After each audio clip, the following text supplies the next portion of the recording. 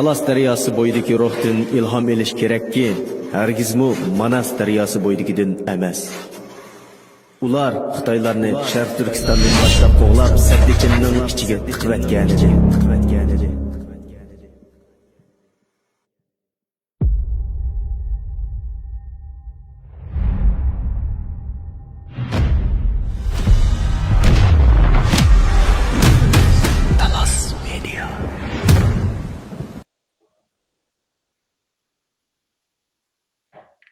Assalamu alaykum. Dunyoning har qaysi yerlardagi hurmatli ko'rarmanlar, mush vaqtinglar xayrli bo'lsin. Talas Story naq maydon tartishning 11-soniga xush keldinglar. Bugungi qadrli mehmonimiz sizlar ko'rib turgandek Ruqyat Turishxonim, xush keldingiz. Xush bulduk, rahmat. Bugungi suhbatimiz bo'lsa xalqaro sud va xalqaro kun tartibida Sharq Turkiston masalasi. Ruqyat Turishxonim, unda suhbat kirib ketaylik.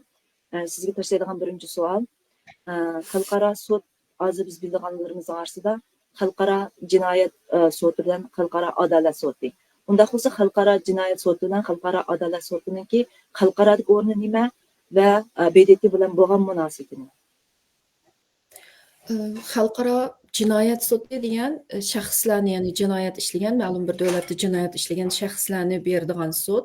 Bu sudga shu nima xavfsizlik kengash, BDTdagi xavfsizlik kengash sudga bera oladi shaxslarni birsiga, yana birsiga prosecutor shu ICCning, ya'ni shu jinoiy ishlar sudininki shuningki sudchilari sudga bera oladi fakt asosan. Undan keyin davlatlarni sudga bera oladi, ammo ICCga shu jinoiy ishlar sudiga a'zo bo'lgan davlatlar sudga bera oladi. Andan keyin bu mustaqil organ, nima BDTdan mustaqil bir judicial bodydan, nima qonuniy organ. Ammo adolat sudi UN'ninki charter, ya'ni qonunlarga bog'langan bir organ. Adolat sudi faqat davlatlar bilan davlatlar o'rtasida bo'ldi, chunki UN'ninki qonunlarga asosan shartnomalarga asosan bo'ldi. Shunga u nima adolat sudida davlatni sudga bera oladi. Daxusi jinoyat sudi shu jinoyat sudiga a'zo bo'lib kirganlar nima sudga bera oladi? Adolat sudi bo'lsa davlatlar aro bo'ladigan sud. Tushunchim to'g'rimi? Unda xususiy ikkinchi savol, xalqaro jinoiy ishlar sudiga insoniyatga qarshi jinoyatni belgilandi. Unda bo'lsa buning irqiy qirg'inchilik bilan farqi qanday agar belgil bo'lsa? Xalqaro jinoiy ishlar sudiga insoniyatga qarshi jinoyatning belgini bo'ldi, ya'ni genocide qirg'inchilikning belgini bo'ldi. Ikkilisini o'xshash procedurada sudga belgini bo'ldi. Endi lekin faqat bu ikkisiniki qonuniy ta'biri o'xshamaydi. Masalan, genocide bilan qirg'inchilik bilan jinoiy insoniyatga qarshi jinoyatning ikkisiniki xarakteri, ya'ni ta'biri o'xshamaydi-da. Masalan, genocide deganda cho'qim ma'lum bir guruhni uningki millati, davlat tavalligi yoki etnik millatidan ondan keyin qon tipi, irqi, ya'ni irqi tufaylidan mushu guruhni cho'qim yo'qotayman deganni niyat qilgan bo'lish kerak, yo'qotguchi, qirg'in qilguchi. Shunga bu genocide'nikida cho'qim shu qilgan qirg'inchiliklar u crime against humanity, ya'ni insoniyatga qarshi jinoyatniki ko'p o'xshaydi.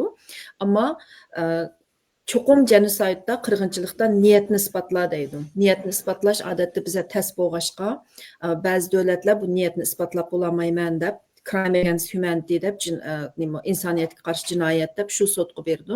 Masalan, Georgiya shunday qilgan, lekin bir muncha jarayonlar bor. Buniki nimishki Georgiya Rusni bergan vaqtida va g'alaba qilolmaganligi to'g'risida bu sudda. Chunki bu genocide demaylam, boshqa bir, ya'ni irqiy kamsitish degan bir qonun treaty bor, anglashmasi. Demisi shartnomasi BDTning shu ehtinomiga asosan shuningga xiloflik qildi deb berganchu. Uni ankina genocide'ga bog'lab turib, undan keyin genocide'ga beramiz deb bergan, lekin u keyin oqmay qoldi Georgiyaniki, chunki ikkisi talashishga kirmadi. Endi bu yerda bu jinoiy ishlar sudini sudga berish uchun cho'qim Rom statu, ya'ni ICCga a'zo bo'lish kerak bu qaralinadigan davlat. Masalan, Xitoy biz bu ICC Rom statusiga a'zo bo'lmaganligi uchun bu Xitoyni bir sudga bergan olmaydi-da. U ICC oqmaydi Xitoyni sudga berish uchun. Faqat UN Security Council, ya'ni xavfsizlik kengashi u davlat mayli ICCga a'zo bo'lsin bo'lmasin, ya'ni jinoiy ishlar sudiga a'zo bo'lsin bo'lmasin, sotqa beralaydi. Lekin Xavfsizlik kengashida Xitoyninki veto poweri bo'lganligi uchun Xitoy o'zi uni bloq qilib qo'ya oladi-chu, uni qarshi chiqibda, nima qilolmay qoldim. Andan keyin bu Xitoy yana masalan qanday ahvollasamiz, masalan Myanmarmi a'zo emaschu ICCga, niki Rom statuga a'zo emas turib, buni qanday ba'di sotqa beraldi boshda deganda ICC'ninki bir jurisdiction clause deb o'zininki huquqini mundaq jo'g'rafiyaga asosan kengaytiradi. Masalan, shu jinoyat u davlatdan chochirab boshqa davlatga ketgan bo'lsa, u yerda ishlangan jinoyat. U davlat, u jinoyat chochirab chiqqan davlat bu jinoiy ishlar sotiga a'zo bo'lgan bo'lsa yoki bo'lmasa volunteerlar, ya'ni o'zi xohlab shu sotninki huquqini qabul qilgan bo'lsa, uni yana sotga beradi. Masalan, Xitoydagi jinoyat boshqa bir davlatga chochirab chiqqan bo'lsa, Qozog'istonga yoki Turkiyaga nurg'unlagan odam, ya'ni bu Myanmardagi 700 ming rohingalik Bangladeshga keldi-ku, Bangladeshga mecburi qo'g'ilishga mecbur bo'lib, u yerdami qiyin kunlar qoldi-da ketmasdi-chu. Endi shunda bayram bo'lgan bo'lsa, masalan, Uyg'urlarning nurg'un 1 milliondek Uyg'ur boshqa qo'shni davlatga yoki qo'shni bo'lmagan boshqa bir davlatga, ya'ni ICCga a'zo bo'lgan bir davlatga chiqib ketgan bo'lsa, qechib shu genocide tufaylidan bular miyaga qechib chiqdi deb shu qirg'inchilikning jo'grafiylik kengayishi, shuning ulug'liq deb masalan, hozir Xitoy a'zo bo'lmagani bilan a'zo bo'lgan davlatga asosan ICCga, ya'ni jinoiy ishlar sotiga sotqa bergani bo'ldi. Yoki shu davlat o'zi ba'si bo'ldi, yoki bo'lmasa prosecutor bor, ICC'ninki boshlig'i shular ba'si bo'ldi sotqa. Masalan, Bangladesh nimaga ICCga a'zo davlat, lekin Bangladesh o'zi bermadi sotqa. Prosecutor ICC'ning boshlig'i berdi-chu sotqa. Ashta berdi, lekin u ICC unida davom qildi, keyin ICC dikisi o'tdi-da, adolat sotiga bergan ularni. Men aytdim. Hozir men bir narsa aniq bo'lmadi, men tushunchamda ikki taraf xalqaro jinoiy ishlar sotiga a'zo kirish kerakmi yoki birli taraf kirgan bo'lsa bo'lamdi? Ikki taraf bo'lish kerak shunda. Ikki taraf bo'lish kerak. Agar bir taraf bo'lmagan taqdirdami, masalan, arz qiluvchi taraf, masalan, jinoyat bo'layotgan territoriya a'zo bo'lmagan, masalan, Bangladesh agar ICCga a'zo bo'lmagan taqdirdami, ixtiyoriy holda ICC'ning jo'grafiylik jihatda sanga bir şey chachirdi, sanga asosan sotqa bergani bo'ldi degan jurisdiction power bor, shuni ixtiyoriy qabul qilgan bo'lish kerak. Masalan, Ukraina Rusni sotqa berdi-ku, Rossiya urush qilib kirgan vaqtida. Chunki Rus boshda Ukrainani sen qirg'inchilik qilding Qrimda deb Ukrainani bergandi. Ukraina Rus genocide'ni yolg'on ishlatdi, genocide'ni misuse. Chunki biz qirg'inchilik qilmagan bo'lsak, bu tuhmat qilib qildi. Shunga bu genocide conventionga ahdnomasiga xilof buning qilg'ini deb Ukraina uni sotqa berdi-chu, mana qayta nimaga berdi Rusni. Lekin Ukraina ICC'ning membri emas. Rus membri-chu, a'zosi emas Ukraina. Ammo Ukraina bu sotda o'zi xohlab ICC'ninki jo'grafiylik bu jinoyat bo'layotgan yerning jo'grafiylik chachirgan yeri bor. Shu qayerga chachirgan bo'lsa, shuni ulab turib qilamiz degan narsani, shu powerni, huquqini, ya'ni chiqargan qonunini Ukraina o'zi xohlab qabul qildi. Odatda masalanga arz qilmoqchi bo'lgan davlat ICC'ning membri bo'lmagan taqdirdami, ICC'ning jurisdictionini qabul qilsa, o'zi xohlabchi, yana uni bergani bo'ldi. Taxusi Anamız bilmiş Şərq Türkistan xalqı irqiy qırğınçılıq uçraydı. Yani bu bir insoniyat qarşı cinayətinin bir qismində bitib ketdiniz deyəm. Onda xüsusi hazır Şərq Türkistanlıq təşkilatlar, Şərq Türkistanlıqlarının təşkilatları və Uyğurlarının təşkilatları ikisi oxşaş getməyəcək. Xitayni xalqaralıq cinayət sotiga berəməmdik. Təşkilatlar berəməydi. Xalqaralıq cinayət sotiga faqat BDT'nin xavfsizlik kengash beralaydi. Mayli u davlat a'zo bo'lsin, bo'lmasin beralaydi. Anikin shu ICC'ning o'zining prosecutori beralaydi. Anki u prosecutormi masalan u agar boshqa masalan Xitoy a'zo emas bo'lsa beramaydi. Ammo Xitoydagi jinoyat ashta a'zo bo'lgan bir davlatga chochirgan bo'lsa beralaydi-chu. Undan keyin bu nima beralaydi? Undan boshqa shu ICC'ga a'zo bo'lgan davlatlar beralaydi. O təşkilatlar beramaydi. Masalan, aş Xitoyning jinoyati boshqa davlatlarga chachirgan bo'lsa, shu davlatlar Xitoyning jinoiy ishlar sudiga beralaydi dedingiz. Ammo men hozir Xitoy yana jinoiy ishlar sudiga a'zo emas. Unday bo'lsa yana beralamdi. O'zi masalan Xitoy a'zo bo'lmagan bilan chachirgan davlat a'zo bo'lsa beralaydi. bir taraf a'zo bo'lsa beralaydi degan gap, mushkil taraf ham a'zo bo'lish kerak degan gap emasmi u vaqtda? Masalan, shu hozir masalan bunda deylik, Amerika badiy deylik. Amerika Xitoyni sotqa berish uchun Xitoydagi jinoyat, qirg'inchilik qilayotgan shu qirg'inchilik tufaylidan necha yuz ming odam Turkiyaga qochib keldi deylik. Turkiyaga qochib kelgan bo'lsa, Amerika ICC'ga a'zo bo'lgan bo'lsa, ICC anikin Turkiya a'zo bo'lgan bo'lsa, shu jinoyat chachirg'ayatchi. Ondan keyin Turkiya o'zi beralaydi yoki prosecutor beralaydi. Yoki boshqa davlat beralaydi. Ammo yana shu Turkiya a'zo emas bo'lsa yoki bo'lmasa o'zi xohlab emas bo'lsa-mu, mushani sotqa bersang bo'ladi, mush mening ziminimdikini deb ICCning shu qitimliq jurisdictionni tonisa, undan keyin beralaydi. Qechib chiqqan davlat a'zo bo'lsa-chi. Unda xulsa hozir yana bir savol tushdi. Birlashgan Davlatlar Tashkiloti inson haqlari konsuli Xitoyning Uyg'urlarga qarshi yurgizgan jinoyatlarni insoniyatga qarshi jinoyat deb doklad chiqardi. Bu dokladga asosan kimlar Xitoyni qaysi sudga beradi? Bu mushu dokladga asosan yana shu men bir a'zo davlatlar sudga beralaydi, UNmi sudga beralaydi. Bu doklad chunki paket. Buni faqat paket qilib ishlatadi. Chunki anikin adolat sudug'imi belgini bo'ldi, ICC'g'imi belgini bo'ldi. Lekin bu yerda buni faqat paket qilib ishlatishga bo'ldi. Sudga berish uchun abay deganday a'zo bo'lish kerak. Agar shu nima jinoiy ishlar sudi Xitoy a'zo bo'lmasa, u jinoiy ishlar sudiga belgini olmaydi. Ammo Xitoyni adolat sudiga har qanday davlat belgini bo'ldi, ICC adolat sudiga a'zo davlatlar. Lekin u yerda yana masala bor. U paket bo'lgan bilan yana boshqa jinoiy ishlar. Paket bo'lgan bilan taqishlan boshqa ishlar bo'lsa, masalan, qanday ahvol ostida beralaymiz? Masalan, ICC'ga beralaymiz, ICJ'ga. Adolat sudiga belgi bo'ldi, har qanday bir davlat adolat sudiga Xitoyni beralaydi dedingiz. Berasında qanday masalalar to'sog'i bo'ladi?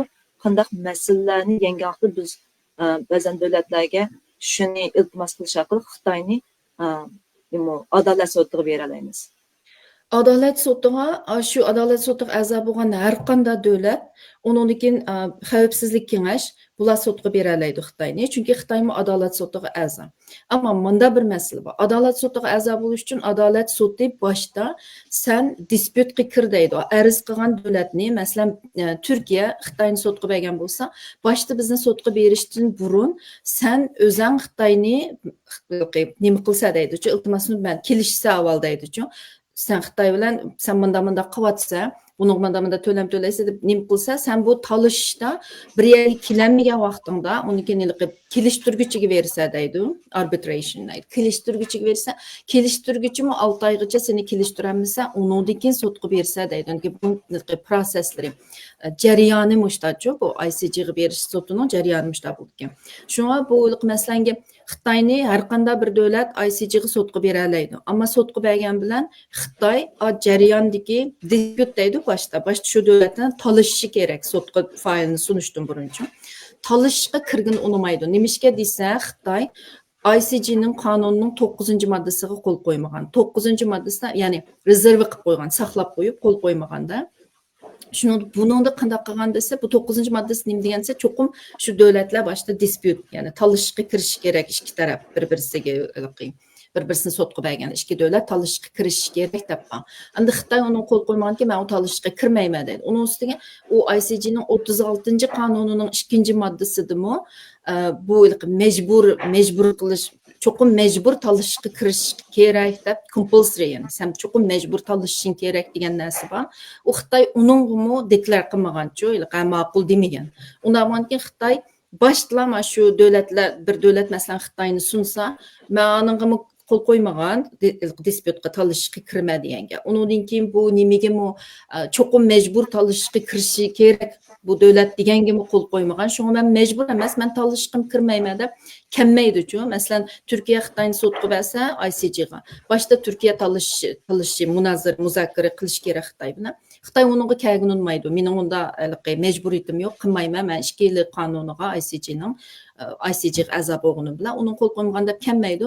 Disput qilganmisa ICJ sotni dismiss qilib yetalaydi, ya'ni olmaydi uchun. Qabul qilmaydi. Chunki Georgiyaning ashta bo'lgan. Georgiyanikida shu rus nimaga kelgan unamagan, talishishga kelgan unamagan Georgiya bilanchi. Ammo rus ICJniki membri. Ammo uning ustiga rus abaymi dedim, Georgiya u ikki xil narsa qilgan, birsiga bu shu talishishga keltiramagan rus kelmaylam nim qilmagan. Georgiya o'zimi sunmaganchu, Rusqa talishni sunmaylam bevosita iltimos qildi bularning bir xatoligi. Bevosita shu ICJga sunibdi, shuninglarni sotni dismiss qilib o'tibdi. Chunki Rus bilan boshda bunda kelishib balki deymiz, baxmabdi ekan. Unda ICJga mı bəgin olmaydı. Birlik Xavfsizlik Kengashi bəgin oldu. Xavfsizlik Kengashida Xitoyning veto power var. Unda uningda mı bəgin olmaydı. Unda boshqa yo'l bormi deganda, bunda boshqa yo'l bormi deganda boshqa bir UN'niki, boshqa bir treaty, ya'ni shartnomasi. Bu genocide shartnomasini emas, boshqa bir shartnomasini ko'tarib chiqib, anondan keyin shu shartnomaga genocide shartnomasini bog'lab turib sotqa bergan bo'lgan. Masalan, bu Convention Against Torture bor, bu qiyin qistabga qarshi turish ahdnomasi. Shu ahdnomaga Xitoy qo'l qo'ygan bo'lsa, anikin bu ahdnomani ko'tarib chiqib, Xitoy ma'lum qo'l qo'yganda boshda shu ahdnomaga sotqa berib, lekin yanilam genocide nimasi birinchi sot bo'ladi. Ikkinchi o'rindagi soti bu ahdnoma qiyin qistabga qarshi turish sotiga beriladi. Ondan keyin u sotda tutqandan keyin bu mushum genocide'ga kirdi deb turib genocide'ga bog'lab manda jazolagan bo'ldi. Endi bu nayt uzun jarayon. Lekin men qarab baqdim, Xitoy u nimagami shu qiyin qistabga qarshi turish ahdnomasiga a'zo bo'lgan bilan uningmi talishishga kirish kerak, boshda talishishga kirib ikki davlat kelishamisa yoki boshqasi kelishtirib qo'yanmisa, uningdan keyin sotga berish kerak degan uningda bor emasmi? Shu uningmi Xitoy qo'l qo'ymagan ekan-ku. Shuningga biz bu Xitoyniki qiyin qistabga qarshi turish ahdnomida Xitoy qo'l qo'ygan degan bilan Xitoy yana shu disputga talishishga kirgin unamay turibsa, u sotga kelgin unamasa, u davlat masalan boshda sen bunda qilsa, men seni sotga berma deb bir narsa sunudi-chu, masalan Turkiya yo Amerika Xitoyni bermoqchi sunsa, u Xitoy uning hech qanday javob bermay, kelgini qat'iy unamasa, uni hech nima qilolmaydi, uni u davlat ICJ adolat sotiga sotga bermaydi, ya'ni-chu. Shuna bo'lganki, bu ishkilisiga Xitoyni sotga berishmek tasbagini olmaydi asosan. Hozir oldida deb o'tgandek ICC yana jinoyat sudiga, masalan Xitoyning jinoyati boshqa davlatga kengaygan bo'lsa, shu davlat sudga ba'si bo'ladi degan, sudga ba'si bo'ladi degan. Undaqda ICJ yana adolat sudidan shunday hol bormi? Masalan Xitoyning jinoyati kengaygan bo'lsa boshqa bir davlatga, shu davlat Sharq Turkistonliklarga vakolatdan yoki bo'lmasa bir shaklda Xitoyni sudga bera oladi. Yoki bo'lmasa shu Xitoyning jinoyati bevosita shu davlatda yuz berish kerakmi? Bevosita shu davlatda yuz berish kerak, chunki baribir yana ICJni davlat bilan davlat o'rtasidagi sud bo'lganligi uchun bu. Masalan, shu davlat Xitoyni berish kerak, Xitoy cho'qim disputga kirish kerak-chu. U jinoyatni chachirgan davlat kirmaydi da disputga. Chunki masalan uni jinoyatini Turkiyaga chachirdi yoki Qozog'istonga chachirdi desak, boshda sudga berish uchun cho'qim talishishga kirish kerak. Ikki davlat o'zi kelish kerak, o'zi sen bunda qilsa deb butun faktni unga sunib, sen ma jinoyating uchun to'lam-sen nima ish qilsa, qanday qilsa deb-chu, qanday javob bersa buningga deb bir javob elish kerak Xitoydan. Uni cho'qim u masalan masalan u jinoyat Turkiyaga chachirgan bo'lsa, u Turkiya kirmaydi-chu disputga. Xitoy o'zi kirish kerak. Shunga bu ICC'da bunda bo'lgan bilan ICJ'da unda bo'lmaydi. Cho'qim Xitoy disputga kirish kerak. Undaq bo'lsa, bizni hozir Sharq Turkistonning qurgan tashkilotlarniki Xitoyni ICJ yoki ICC'ga berilish ehtimolligi asosan yo'q desak bo'ladimi yoki bo'lmasa davlatlar orqali asosan yo'qmi? Asosan yo'q. Ammo qanday yerga beralaydi deganda mundaq ad hoc tribunal deb, ya'ni xalqarалық sud bor. Masalan, Yugoslaviyaniki tribunal bor, u shunda sudlar bergani bo'ldi, xalqarалық sud deb nima. U degan yilqi masalan biz Uyg'ur sudi deb ochdik-ku, People's sot deb, Ashta sotlar, onundan keyin xalqarалық sot deb, Yugoslaviyaniki bir advisory committee qurib, qildigan bunda bir sot bor. U bek tas, chunki onunda bütün dövlətlər hammasi Xitoyni qaralagan vaqtida hamma dövlətlər o'zaro o'z birlikka kelib ovoz berib, onundan keyin qurildigan bir sotchu. Lekin u sotda u bek tas, chunki nurg'un dövlət Xitoyning keyinda. Hatta bizniki BDT'den Crime Against Humanity, insoniyatga qarshi jinoyat deb report chiqarilgan ahvol ostidami qo'l qo'ygan davlatlar bek oz, shunaqa 51dan 15 tushib qoldi. O'tganda shuningga buningda nurg'un davlatlarning ovozi bilan akilib unda bir ad hoc sotchu tribunal qurish bek tas. Endi yana birisi qanday bo'ldi deganda davlatlar o'zining soti bo'ldi, hamma davlatlarning. Onunğa bəlgini buldu. O dövlətlər məsələn Amerikanın özünün açda düşündü dövlətni şu cinayət, genocide qan dövlətini cəzalaydıgan bir sotu bolsa, şu Amerikada bəlgini buldu. Argentinanın bağı bolsa, Argentinada bəlgini buldu. Kanadanın bağı bolsa, Kanada özü bəlgini buldu. Lakin o şu dövlət özü bilərlə çəklindi. Məsələn öz vaxtında Yahudilar nimininkini şu bir nazininki bir cinayətçisini şu Argentina dövlət sotqa bəlgəligi üçün əşhədin tutub ketgan üçün. Əndə şu dövlət içə kirənməydi cinayət işligi üçün şəxsini verələr. Xitay dövlətini bıraq verənməydi, amma məlum şəxsini yoki Çinçangoni yoki məlum şəxsini verələrdi. Xuddi ICC'nin sotudək şəxsini verdiğin sot o, amma şu dövlət özünü verələrdi. Şu dövlətə şu adam kəp qalsa tutub getərlərdi, olmasa işini qılamaydı. Başqa dövlət Tamam. Qanday desem bular, mesela başqa sotlarni bu hozir ehtimollikni azidamiz. Bundaqsa bizning hozirgi irqiy qirg'inchiligimizni beradigan xalqarалық sotlar asosan yo'q deyalik degan javob chiqdi. Yoshda tushunsak to'g'ri bo'lardi. Yoki bo'lmasa ehtimollik oz degan gapmi? Xalqarалық sot bor, shu Xitoy qo'l qo'ymag'achqa amalsiz birdan-bir chora shu Xitoyniki bu UNning sistemini o'zgartirish kerak. Nurg'un qonunlarga Xitoy violate qilib, ya'ni shunda sotlarga tortilmaslik uchun o'ziga yo'l olib qo'yish uchun shundayliqi ICC'ga member bo'lib turibmi, uningki dispute kirdigan yerga, talashga kirdigan yerga qo'l qo'ymay, men uni majbur emas deb kelmay turib olgan shunda buzuq sistemlar borchu, buzuq sistemlar emas, ashta chiqarib qo'ygan qonunlardan yo'chiq qizda foydalanib olgan nurg'un davlatlar o'zining manfaati uchun. Ammo Xitoy mana shunday qilgan, majbur bo'lmaganligi uchun bu BDT degan bir davlatni majbur qila oladigan kuchi bo'lmaganligi uchun aslında qonunlardan Xitoy foydalanib shunday bo'lgan. Masalan, xavfsizlik kengash asli sotqa ba'si bo'ldi. Çünkü masalan, nima Libiyani, Darfurni, Sudanni ba'digu xavfsizlik kengash. Xavfsizlik kengash u davlat a'zo bo'lamdi, bo'lmamdi, ma'lum qonun rezervi qilib, ya'ni qo'l qo'yganmi, qo'l qo'ymaganmi, uningdan mustasno holda xavfsizlik kengash sotqa bera oladi-chu. Xitoynimi bera oladi, ammo faqat bu yerda Xitoyning veto power. Ammo sistem o'zgarib yuvandiki. Xitoyniki veto poweri, chunki sen bir jinoyat qilayotgan bir davlat o'zining veto power ishlatish huquqing yo'q deyish kerak. Deb bu veto powerni bekor qilib olsa, jinoyat Xitoy sotqa bergan bo'ldi. Nihoyat oson sotqa bergan bo'ldi. Chunki xavfsizlik kengash bera oladi bu yerda. Amerika logikaga tushmagan narsa. Jinoyatni qivitib turib, ya'ni u yerda veto powerning bo'lishi bu o'zingni sen qo'g'daysan, sen jinoyat qilsang bo'ladi. Boshqa odamlar jinoyat qilsa bo'lmaydi, boshqa davlatlarni bersa, sen jinoyat qilsang bo'ladi. Bo'lsa bu qandaylik yaxsizlikda, shuning qilib bu shu nurg'un akademiklar shu Xitoyning veto powerini yo'qotish kerak. Nimishki bu o'zi kelganda bunda turib oldi deb bekchi hizvatdi, lekin o'z uni bekor qilmayapti shu. Security Council'daki şu veto power meselesini bir taraf qilolmayapti. Biz o'tgan bir material ko'rgandik, shu Dunyo bankininki bergan qarz orqali Xitoyningki nurg'ulg'an kamplarni oshqini. Ham shu genocidga bevosita munosabat ekanligini to'g'riliq bir ozroq materiallar chiqqan. Shuni agar isbotlab qolsak, Dunyo bankini shunday shaklda bir sotlarga chiqib shu to'lamni to'latish yoki bo'lmasa Xitoyningki shu qarzni qaytarib berish qatori shaklda bu birsi. İşte bir sotlarga belgilandı xalqarалық sotqa. İkinchidan biz bilamiz Xitoyningki hozir majburiy emgak shirkatini hammaga tarqaldi. Bu to'g'riliq nurg'un isbotlar chiqdi.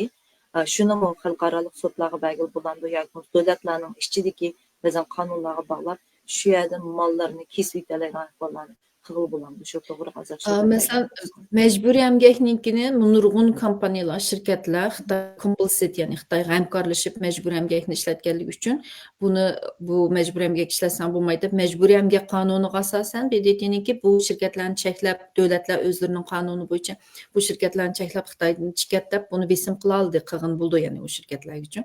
Ya'ni qilyotdi, ya'ni Amerika nurg'un shirkatlarini chiqarib oldi, masalan boshqa davlatlarmi.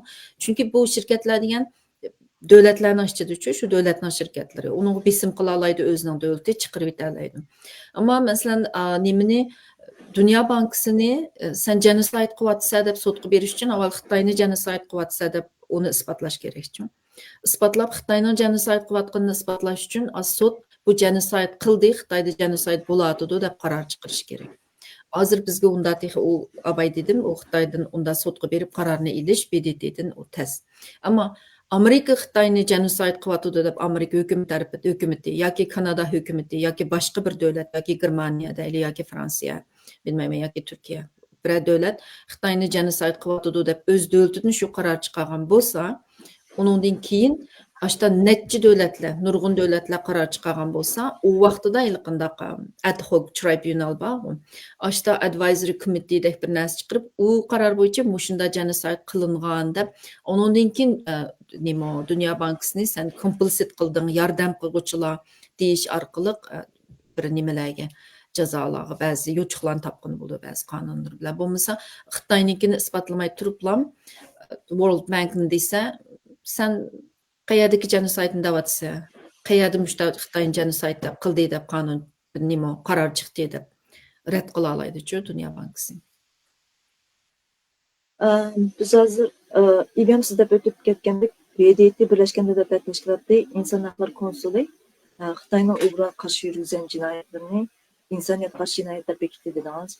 Ular nima uchun buni irqiy qirg'inchilik deb bekitilmadi? Chunki nurg'un dokladlar chiqdi, dokladlarda ayollarningki mecburi bolalarni aldırıp bağını, Xitoyning tug'mas qiyit bağlılığı doğru dokladlar chiqqan bo'ldi. Bu dokladga asosan jinoyat Xitoyning tuzatgan jinoyatni irqiy qirg'inchilik deb bekitilib bo'lmadi. Nima uchun Birlashgan Davlatlar Tashkiloti buni irqiy qirg'inchilik deb bekitilmadi? Asli qila olishi kerak, chunki mecburi bolalarni og'iz bitishning o'zi, ayollarning bolalarni og'iz bitishning o'zi şu nüfusni yo'q qilayotganlik bo'ldi. Ya'ni şu toplumni, şu xalqni davomlashmasligi yo'q qilayotganlik bo'ldi. Bu xalqning yo'qlab ketganligini bilib turib, ya'ni bilib turib bu narsani davomlashtirsa, davomliq yo'qotsa bu xalqni, sen bilib turib yo'qotgandan demak sening shu yo'qotish niyating bor bo'ldi. Chunki bu qirg'inchilikda cho'qim niyatni isbotlash kerak emasmi? Endi nurg'un davlatlar bu niyatni isbotlash tez, chunki men cho'qim mushu to'plumni yo'qotib etishni yoki bir qismini yo'qotib etishni niyat qildim deb turib qilyotdi bular degan bo'lsa, masalan hozir Isroil Falastinni yo'qotib etish niyati aniqlar, ular ochiqli deyeglik uchun, masalan bir qitim bir MP'simi dedi, kichik bolalardan tortib o'tirib o'tish kerak, yo'qotish kerak debchi. Ammo Xitoy yoki boshqa davlatlar biz zodi Uyg'ur deganni tub jiltizdan yoki bir qismini bu xalqni yo'qotib etimiz, niyatimiz bu xalqni yo'qotib etish, zodi mushu qon guruhni, mushu irqni yo'qotib etish deb uni aniq demaydi-ku. Demagankin buni isbotlash tez deb o'ylagan bo'lish mumkin. Sotda isbotlash tez bo'lsa, ya'ni bu baribir utolmaymiz deb. Yana birsiga bu bağın bilan bu Michel Bachelet'ma ayolning ismi umu aş pensiyaga chiqadigan kuni e'lon qildi reportni, e'lon qilmaychi. Chunki Xitoyniki BDTda pek kuchi bor. Shuna bo'lgandan keyin bular yana shu e'lon qilmay nurg'un besimlar bilan aram tasdan o'sha insoniyatga qarshi jinoyat deb turib e'lon qildi, genocide deb qilmadi-da. Asl genocide deb qirg'inchilik deb qismi qila oladi. Chunki bu yerda niyatni isbotlash uchun niyat degan birsi mundaq niyat bo'ldi. Bilib turib qilganmi niyatni isbotligini bo'ldi-chu. Knowledge deydi buningda. Masalan, shu uning ustiga bu Xitoy davlati, Xitoydagi CCPning hammasi Xitoyning davlatiga vakillik qildi. Uni yurgizayotgan odamlarimi CCPga vakillik qilgani uchun Xitoy davlatiga vakillik qildi. Xitoy davlati qilayotgan jinoyat bu asli. Shuna bir davlat bu Xitoy davlatini ba'simi bo'ladi. Shaxsni emas, u bir shaxs Xi Jinping o'zilam yoki Chongchanggu o'zilam qilayotgan ish emas bu. Ular tushib ketib, mayli qanday Xitoy chiqmasin, Xitoy davlati buni baribir qiladi-chu Uyg'urga. Shuna bu yerda bu xalqning niyati aniq. Birsi bular niyatni isbotlash bek tas bo'ldi deb o'ylagan bo'lish mumkin. Chunki chunki Xitoy qo'pib bizning niyatimiz u emas. Bölgüçlerini yo'qitimiz deb o'tdik, radikallarni yo'qitimiz deb tutdik deb turib oldi-chu. Ondan keyin bu yilqi nupus kontrol qilish uchun quvvatimiz, planliq tug'ut siyosati Xitoyga batdi debchi bir muncha narsalarni ko'tarib chiqib qolgandan keyin bu Uyg'urni yo'qitib etish degan narsani isbotlash bizga tas bo'ldi. Ammo amaliyotda isbotlagani bo'ladi. Hatto Şu ballarını akitishmi genosid qonunining 5 shartiga tushgan bilan mushu 5 shartni zodi mushu Uyg'ur degan xalqni yo'qitib etish niyati bilan qilayotgan bo'lsa, shu 5 harakatni bolalarni akitish, uylarni vayron qilib etish, butun xalqni vayron qilib etish, undan keyin tug'ut cheklash, shu 5 turlikning uchig'i, yana 2 turlik hozir ism yo'q. Shu 5 turlik harakatning hammasini mushu millatni, mushu xalqni yo'qitib etish niyati bilan qilayotgan bo'lsa, jinoiy shu genosid kirdi. Cho'qim niyatni isbotlash kerak. Birsi BDT bu yerda niyatni isbotlashdan nima deymiz, o'g'rilik qildi, demdik, yo'q, undaq emas, isbotlashdan qo'rqqan bo'lishi mumkin, isbotlay olmayman deb. Yana birsi bu yerda BDTda Xitoyning kuchi bek kuchli bo'lganlikdan bularga qig'izmi dedimdi, qig'izmi deydi, yozg'izmi deydi reportni hatto biz chiqamasmiki deb o'ylagandik. Eng oxirida bek chiqib bilan şu ayol istifa berdigan kuni aran chiqadi u reportni shu ham chiqargan vaqtidami nihoyat ehtiyot bilan yozilgan bir report uchun. Masalan, hozir irqiy qirg'inchilik deb chiqargan taqdirdami yoki bo'lmasa insoniyatga qarshi jinoyat deb chiqargan taqdirdami uning tadbir qo'llanishi ehtimoli bormi? İşte jinoyat deb chiqib Xitoy qarta tadbir qo'llanib jazo yurgizish şekilde edip bargan unda kanunlarımı yok mu var mı? BDT'nin ki Birleşken Milletler Teşkilatı'nın. İşte de iniqlimin çıkır vesile tügen de o cinayetin bik vesilam. Yo'q, iniqlim chiqir veslam tugamaydi. O masalan aşı sotqi berib Xitoyning veto powerini blok qilib BDT'diki. Ya bo'lmasa nurg'un davlatlar birlashib hammamiz qo'l qo'yib pakt to'plagandan keyin boshda masalan Xitoyni dispyutga zo'rlash kerak. Mandaqchu Xitoy masalan dispyutga kirma bu mandaq gap.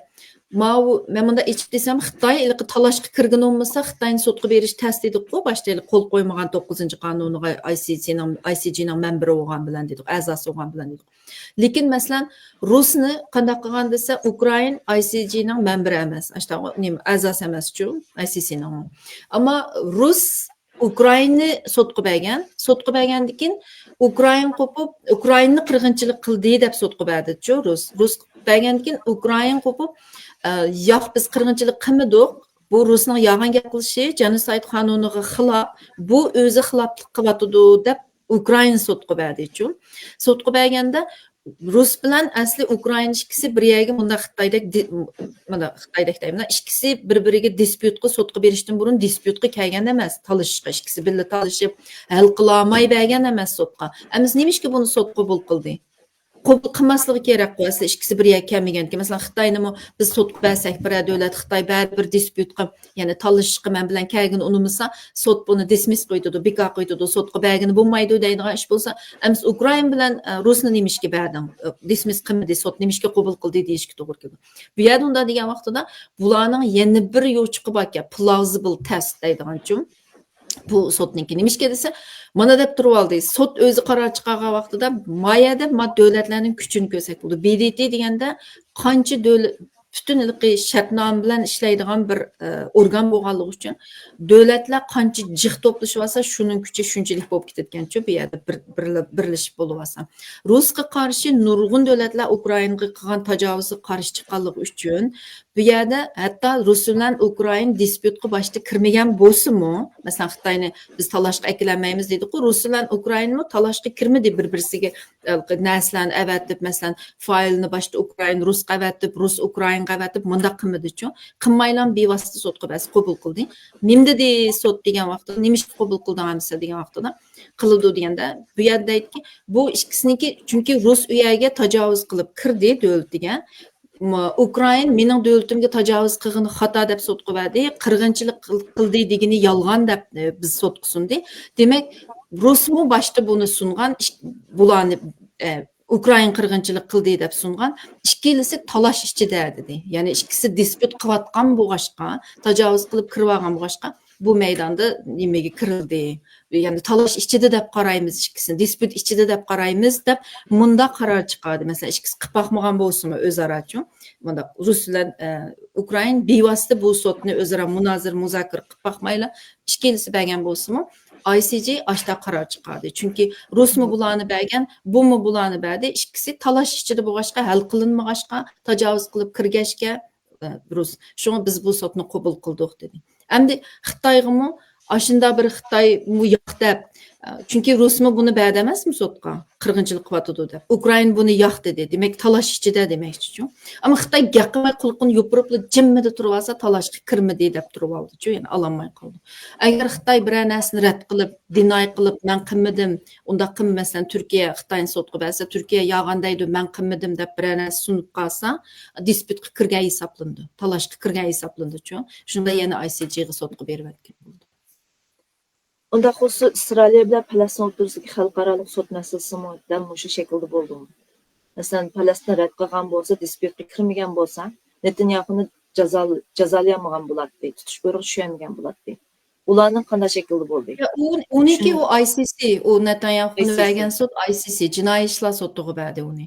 Endi bu nimaga disputga kirish haqida kelgan ICC, u adolat sudi. Adolat sudini South Africa'ni Janubiy Afrika berdi, uniki texmin o'tadi. ICC'ga disputga kirmasimi bo'ladi? Davlatlar bevosita shu shaxsni ICC shaxsni berdi emasmi? Shaxsni berdi shu davlat. Chunki Isroil membrichu, ICC'ning a'zosi, Rom statut bo'lgan shaxs bo'lganligi uchun Netanyahu Isroilning grajdani bo'lganligi uchun bergan bo'ldi. Tushunish bo'ldi. Unda xususi bizningki Sharq Turkiston mustaqillik da'vosi yoki Xitoy tarafidan uchratgan irqiy qirg'inchilikni ICC yoki ICJga berish uchun hamon bir davlat bizga vakolatdan shu jinoyat bizga taridi, bizga yetib keldi, Xitoyning jinoyati degan shaklda balkim sudga berilishi mumkin, xalqaro sudga masalan ICC bilan ICJga. Ammo Xitoy bo'libmi shu ICJda adolat sudida disputga kirsa, shu davlat bilan anandan keyin buni sudlash qildi, agar disput kirmasa ICJ, ya'ni adolat sudini tasdiq to'xtaydi. ICCda bo'lsa, shu birli shaxsning, shu jinoyatga munosabatli birli shaxsning, masalan, necha shaxsni balki birni yoki necha. Lekin davlat emas, shaxslarni jazolaydigan, shaxslarni sudga tortadigan sud. Unda hozirgi holatimizda sizningki beradigan qanday deymiz endi fikrlaringiz bor, mush xalqaro sud masalasida, Xitoyning xalqaro sudlarga berish masalasida qaysi yo'lni mangsak to'g'ri bo'ldi? Men xalqni umidsizlantirgim yo'q, lekin ishkilsa oqmaydi mencha. ICC'ni oqmaydi, shaxslarni sudga beramiz degan bilan uningda bizningki jinoyat chachrab chiqqan, qirg'inchilik bo'layotganda chachrab chiqqan bir aya yo'q. Surgun hukumat o'z vaqtida Turkmanistonga chachrab chiqqan jinoyat shu berimiz, ya'ni deb nima qildi? Uningga chachrab chiqdi deb berish uchun shu Turkmaniston berish kerak. Hem isbatını to'liq to'play olish kerak. U yerda Turkmanistonga masalan qirg'inchilik bo'layotganda Xitoy shu necha million odamni tutgan isbatni biz hamda Xitoy besib olgandan tortib qirg'inchilik bo'layotdi degan bilan uni isbotlab olamaymiz shu faktlar bilan. Shunda bo'layotgan bo'lsa-mu, lekin uni kolonializmning hammasida shunda zulm bo'ldi deydi, zulm bo'ldi, lekin qirg'inchilik bo'lish uchun cho'qim mass population keng ko'lamdagi populationni biroq o'ttirayotgan, qirg'an, so'lg'an, tutgan bo'lish kerak. Bu isbotlarni biz faqat 2017-yilda ola oldik. Chunki 3 million, oz deganda 3 million odamni so'ldi deydigan, uningdan necha odamni yo'qotdi Xitoy so'lapli kampga. Undan keyin buni ola oldik. Undan keyin Xitoy o'zining planliq tug'utini relax qilib, ya'ni qo'yib berib 3 baltoqsi bo'ldi deb Uyg'urlarni to'y qilgan, to'y qilmagan hammasini qisirlashtirgandan keyin bu paktni ola oldik. Undan keyin 900 ming kichik bolani uydan aketdi. Bu paktni olib, buning hammasi bu qirg'inchilikniki 5 shartning ichidagi tushadigan narsalar-ku. Shuna bo'lganligi uchun bu paktlar bor. Buni ko'tarib chiqaldik. Mushu bo'layotgan ahvol ostida undan keyin bir turkum haq Türkiye'ye bulamdı yoki masalan Türkiye'ye qechib chiqdi-ku yoki boshqa davlatga bulamdı qechib chiqqan bo'lsa, shu davlat ICC'ning member bo'lgan bo'lsa, a'zosi bo'lgan bo'lsa, uningdan keyin shu davlat o'zi yoki ICC'ning prosecutori buni sudga bera oladi. Ammo hozir bu Turkmanistonda bergan bilan Turkmaniston ICC'ning member ekan, Turkmanistonga bu jinoyat chachirdi deb. Buni cho'qim Turkmaniston o'zi berish kerak sudga. Hem onun üstü o paktını to'liq qilolmasa Turkmenistan'a o 2017'den keyin undacı haq geçip çıqanmıdı. Şunami o qirg'inchilik bo'layotganda geçip chiqanmagan bo'lsa, uning oldida chiqqan bo'lsa, yana uni isbotini to'plash dasi bo'ldi-chu, isbotlab berish. Undan keyin Turkmeniston sotqa belgini unamagan taqdirdami ICC'ning memberi bo'lganligi uchun prosecutor, ICC'ning prosecutori belgini bo'ldi. Masalan, Bangladesh bermidi sotqa. Rohingyaliklar 700 ming rohingyalik u yerga qochib chiqdi qirg'inchilik bo'lganda. Prosecutor bədiçu, ICC'nin prosecutor bədi. Aşta belgini buldu. Lekin bizning o Turkmenistan'a o 2017'den keyin o qush uchib chiqanmidi. Xitoy hech kim chiqatqizmadi. Onunki o Turkmenistan'a mı onda chiqqan, men andaq chiqqan adam anlamadım. Onundan burun chiqqanlar bo'lishi mumkin. Onundan burun chiqqan ne? Shu bu qirg'inchilik boshlanganda chiqmading deb turib oldi. Chunki bular qirg'inchilikni 2017'den keyingining isbotlarini to'liq chiqara oldik-da. Masalan, genoside'ga tushiradigan isbot qilib. Shuningga o ICC'ga unda berish bizningki texi yo'q. Ama Türkiye'ga shunda qochib chiqdi nurg'un Uyg'ur deb Turkiya ba'sun deyli desa, Turkiya ICC'ning memberi emas o'zi. Buning uchun prosecutor beraman desa, Turkiya o'zi bevosita qabul qilish kerak. Masalan, shu ICC'ninki jurisdiction'ni Türkiye qabul qilish kerak. Masalan, bu yerga 100 mingdak yoki 50 mingdak Uyg'ur shu 2017'den keyin qochib chiqdi yoki bo'lmasa qochib chiqmagan taqdirda bularning oila tabobatlari hammasi tutilib ketdi. Bular ketolmaydi, manchilik odam bor debchi.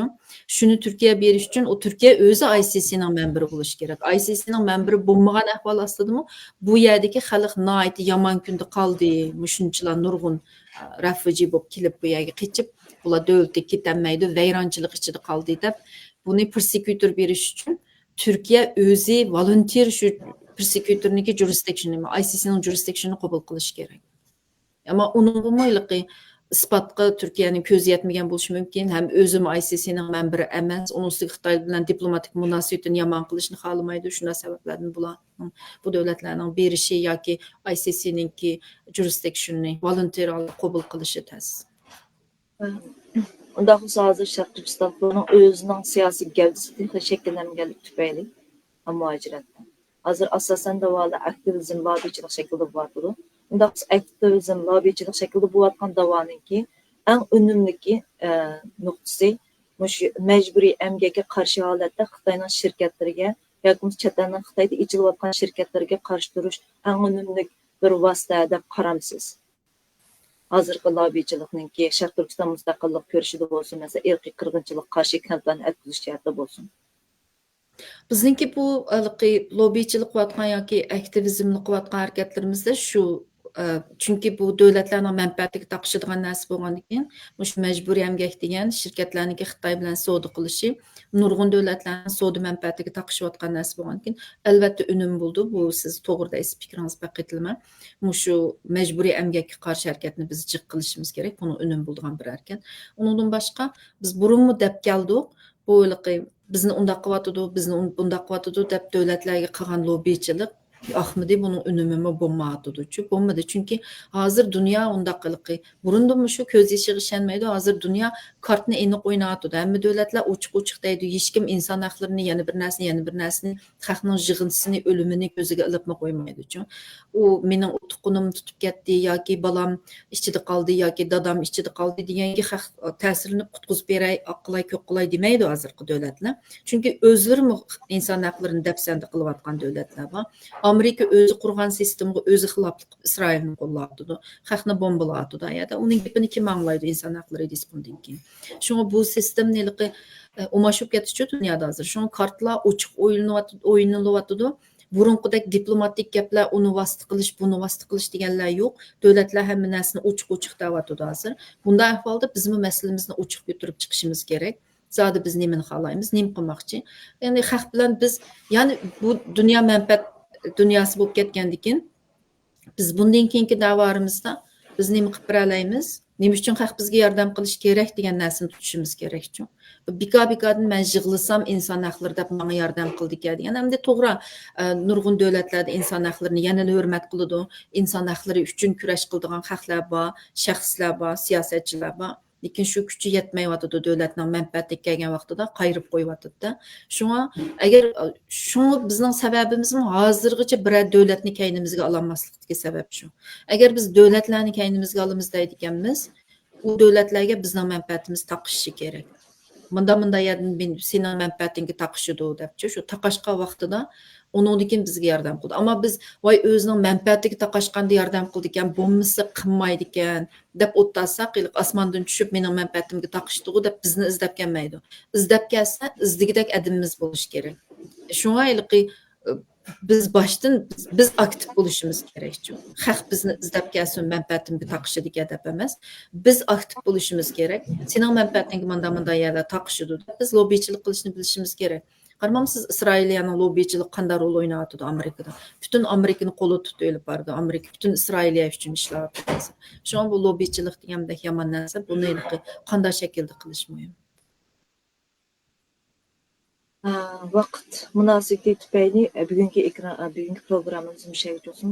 Ruqyat Turdish xonim, rahmat sizga qimmatli vaqtingizni chiqarib bizning naq maydon tarqatishimizga, yana bir qator qatnashganingizga, qimmatli fikrlaringizni berganingizga sizga mushaygacha Allohga minnat deb turaylik. Agar so'zlaringiz bo'lsa hozir desangiz, animiz programmamizni oxirlashtirsak. Sizga ko'p rahmat, Mariz. Görüşürüz. Aman Hürmetli görürmenler, undaq sizler zaman görürmenler, bizden başlıyor bugün Ruqyat Turdish xonim bilan suhbatdan keyin xalqarалық sudda biz nimalarni qila olamiz va nimalarni qila olmaymiz. Xalqarалық sudlarga berishda bizning da'voyimiz qanchalik Xitoyga berishi qanchalik ehtimollik va ehtimollik cho'qmi kichikmi o'zini bu qarorni bu natijani chiqarib olinglar. Hozir lobbichilikda eng muhim narsa ham kuchni ko'rsatiladigan shaklda mengishniki eng muhim yo'llari ham unumli yo'l bo'lsa, Xitoyning mollariga qarshi turish va Xitoyning shirkatlarini cheklash o'zimiz isbot paraylarda shuni qila oladiganmiz, majburiy harakatlar qilib. Suhbatimiz mushayish bo'lsin. Manas daryosi bo'yidagi tasniyachilikni emas, Talas daryosi bo'yidagi shijoatni ilhom olaylik. Ko'rishgacha omon bo'linglar.